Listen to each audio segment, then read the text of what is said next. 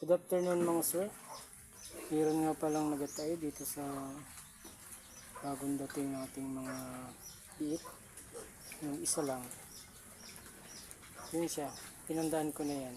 May marker na pula. So nagatay siya. Ayan. Malambot yung kanyang dumi. Ngayon po ay ang gagawin natin ay tuturukan natin siya ng antibiotic.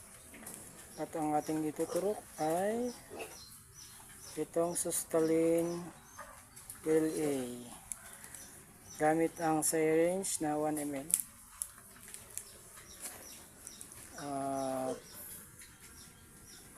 I-update ko po kayo bukas kung may pinagbago siya. So ngayon po ay talagang nagatay siya. Pasintabi po sa mga kumakain.